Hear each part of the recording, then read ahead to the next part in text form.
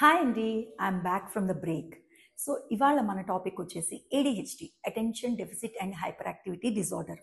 ప్రతి ఒక్కళ్ళని చూస్తున్నాను, పిల్లలు కొంచెం హైపర్ యాక్టివ్గా ఉన్నా లేదంటే కనుక కొంచెం ఇన్అటెంటివ్గా ఉన్నా వాళ్ళకు ఒక ట్యాగ్ పెట్టేస్తున్నారు. ఈ పిల్లోడికి ఏడిహెచ్డి ఉంది, ఈ పాపకి ఏడిహెచ్డి ఉంది.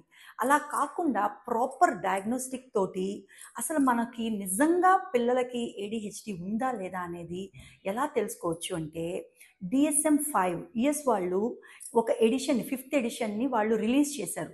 అంటే diagnostic and statistical manual of mental disorders.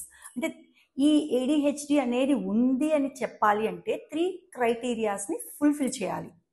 So ఆ 3 క్రైటీరియాస్ ఏంటి, ఆ బిహేవియర్స్ ఏంటి అంటే, ఫస్ట్ ఆఫ్ ఆల్ పిల్లలు 12 సంవత్సరాల లోపు ఉండాలి ఆ పిల్లల ఏజ్ అనేది.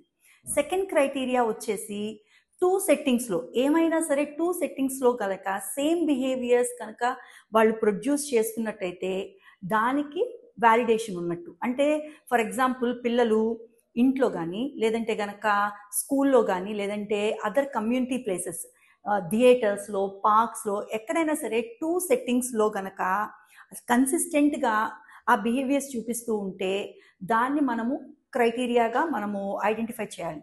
అండ్ థర్డ్ వచ్చేసి 6 మంత్స్ నుంచి 12 మంత్స్ లోపు ఈ బిహేవియర్స్ కనుక కన్సిస్టెంట్గా, అంటే ఇన్అటెంటివ్ అండ్ హైపర్ యాక్టివిటీ అనే 2 బిహేవియర్స్ కనుక మనం కన్సిస్టెంట్గా 2 సెట్టింగ్స్లో చూసినట్టయితే మాత్రమే పిల్లలకి ఏడిహెచ్డి ఉన్నట్టుగా మనం గుర్తించాలి అని ఈ DSM-5 5th ఎడిషన్ మనకి చెప్తుంది.